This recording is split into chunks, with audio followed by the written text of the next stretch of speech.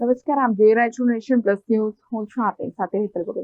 સંસ્કારી નગરી વડોદરામાં જાહેર શિષ્ટાચારને શરમાવે એવી ઘટના સામે આવી છે, જેમાં ભયંકર ટ્રાફિક અને ટ્રાફિક સિગ્નલની વચ્ચે જ બાઇક મૂકીને એક યુવકે જાહેરમાં લઘુશંકા કરતા તે ટીકાને પાત્ર ઠર્યો છે.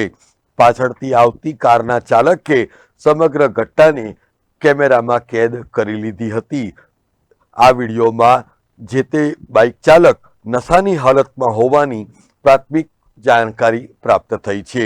જો કે સોશિયલ મીડિયામાં આ વિડીયો વાયરલ થતા લોકોમાં પણ ભારે રોષ ફેલાયો હતો. એટલું જ નહીં, પરંતુ આ બેજવાબદાર યુવક સામે કડક કાર્યવાહીની માંગ પણ કરવામાં આવી હતી. આ અંગેની જાણ વડોદરા પોલીસના ગોરવા પોલીસ સ્ટેશનને થતા પોલીસ સૂત્રોએ તાત્કાલિક યુવકને ઝડપી પાડીને ઉઠક બેઠક કરાવીને કાયદાનો પાઠ ભણાવ્યો હતો.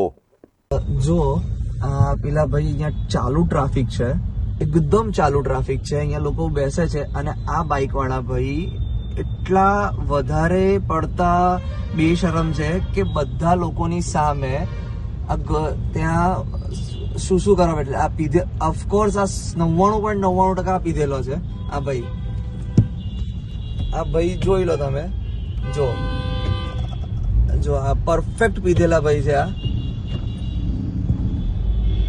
આ લાલ સિગ્નલ ઉપર આ વ્યક્તિ, તો હું વડોદરા પોલીસને તો કહેવા માંગુ છું કે 31st ચાલુ થઈ ગઈ છે, તો આવા